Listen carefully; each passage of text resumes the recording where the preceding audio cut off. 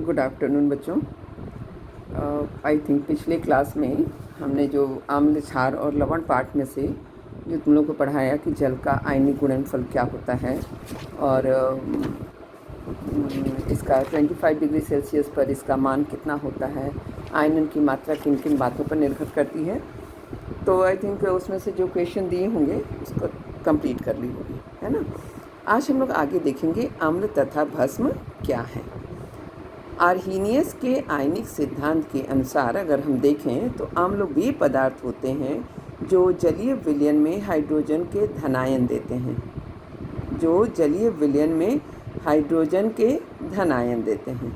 ठीक है, जैसे CH3COH, एसिटिक एसिड, हाइड्रोक्लोरिक अम्ल तथा नाइट्रिक अम्ल। इसके अलावा भी और भी अम्ल हैं, तो ये एग्जाम्पल के लिए है, चूँकि आपकी बुक में दिया है इसलिए मैंने इसी को दिखा दिया। तो ये एसिटिक एसिड का अगर हम जलीय विलयन बनाते हैं तो इसमें एसीटेट और हाइड्रोजन आयन, ठीक है, CH3CO ऋणात्मक और H धनात्मक आयन देते हैं। इसी तरह से हाइड्रोक्लोरिक अम्ल है, इसका जलीय विलयन बनाते हैं तो H आयन और क्लोराइड आयन देता है। ठीक है, इसी तरह से नाइट्रिक अम्ल है तो हाइड्रोजन आयन और नाइट्रेट आयन देता है, ये नाइट्रिक अम्ल है। ठीक इसका उल्टा होता है कि भस्म वे पदार्थ होते हैं, बेस है ना, वे पदार्थ होते हैं जो जलीय विलयन में हाइड्रोक्साइड आयन देते हैं, OH आयन देते हैं। H आयन और OH आयन, H आयन जो जलीय विलयन में देते हैं वो अम्ल कहलाते हैं और जो OH आयन देते हैं वो क्षार कहलाते हैं या बेस कहलाते हैं या भस्म कहलाते हैं। ठीक है, जैसे for example sodium hydroxide NaOH एक बेस है, तो इसको यदि हम जल में विलयन बनाते हैं तो Na+OH, potassium hydroxide K+OH-, barium hydroxide barium ion plus और OH-, यानी जिसमें जलीय विलयन में OH आयन प्राप्त होता है वो भस्म या क्षार या बेस कहलाते हैं। ठीक है, ये किस सिद्धांत के अनुसार है? आर्हीनियस के आयनिक सिद्धांत के अनुसार। यानी जब जल में ये आयनीकृत होते हैं, अपने आयंस में टूट जाते हैं। ठीक है, तो इस तरह से जो परिभाषा बनती है वो आर्हीनियस का आयनिक सिद्धांत कहलाता है। ठीक है, लेकिन वर्तमान समय में ब्रॉन्स्टेड-लॉरी के सिद्धांत के अनुसार क्वेश्चन आता है कि आर्हीनियस के आयनिक सिद्धांत के अनुसार अम्ल तथा क्षार की परिभाषा लिखिए उदाहरण दे करके। ठीक है, दूसरा क्वेश्चन आता है कि अम्ल तथा क्षार की परिभाषा आधुनिक अवधारणा के आधार पर अर्थात ब्रॉन्स्टेड-लॉरी के सिद्धांत के आधार पर लिखिए। तो ब्रॉन्स्टेड-लॉरी ने क्या कहा था? उन्होंने कहा कि अम्ल वे पदार्थ होते हैं, जैसे यहाँ देखो, अम्ल वे हैं जो दूसरे को प्रोटॉन दे सकते हैं।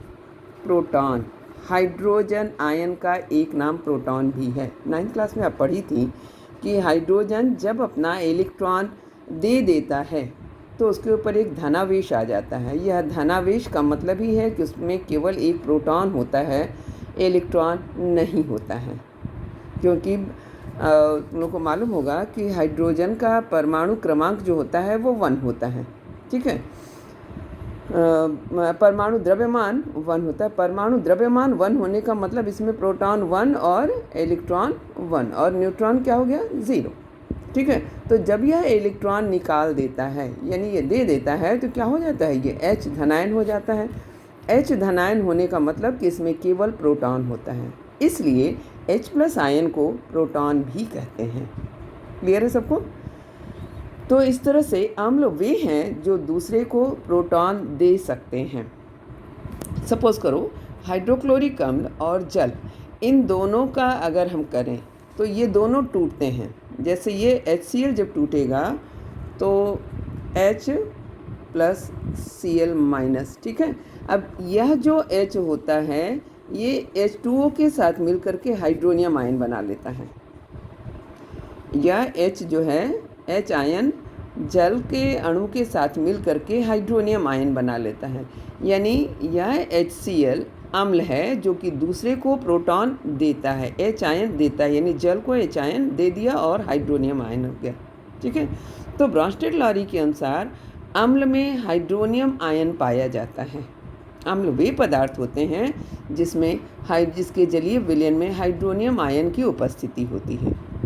ठीक है, ठीक इसके उल्टा होता है कि भस्म वे पदार्थ होते हैं जो दूसरे पदार्थ से प्रोटॉन ले सकते हैं, यानी प्रोटॉन ग्राही होते हैं, जैसे NH3+H2O।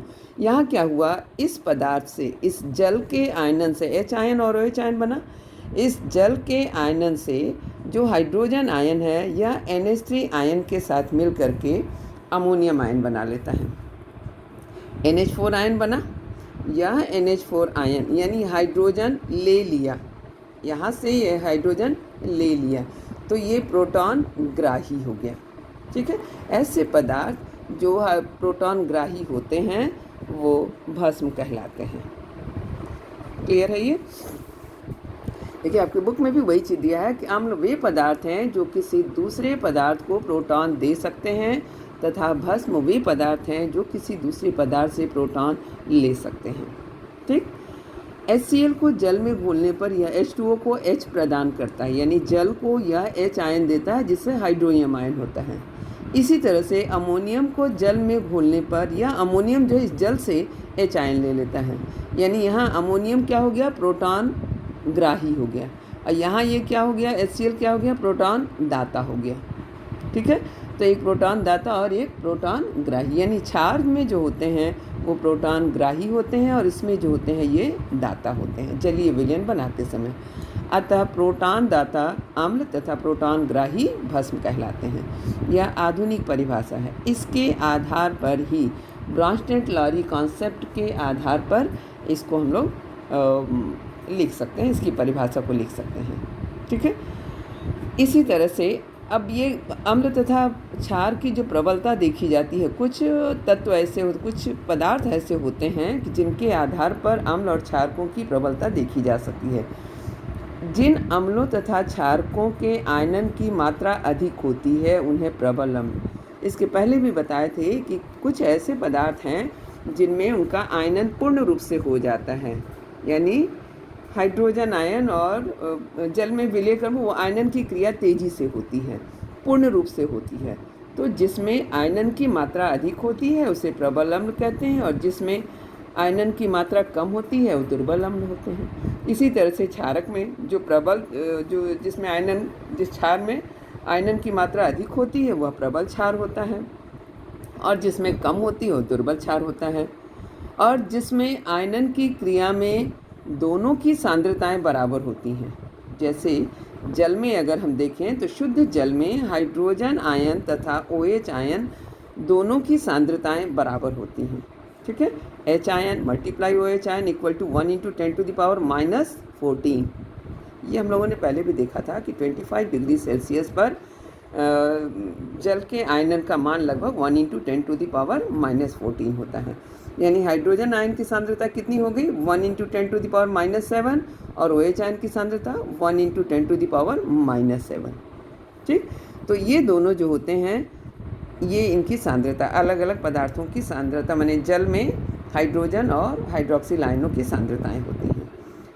प्रबल अम्लों के जलीय विलयन में H आयन या हाइड्रोनियम आयन की सांद्रता अधिक होती है। अगर हम ब्रॉन्स्टेड-लॉरी कॉन्सेप्ट के आधार पर लिखें तो हम ये लिखेंगे कि प्रबल अम्ल में हाइड्रोनियम आयन की सांद्रता अधिक होती है, और अगर हम अर्हीनियस के सिद्धांत के आधार पर लिखें तो हम लिख सकते हैं कि प्रबल अम्ल के जलीय विलयन में हाइड्रोजन आयन की सांद्रता अधिक होती है।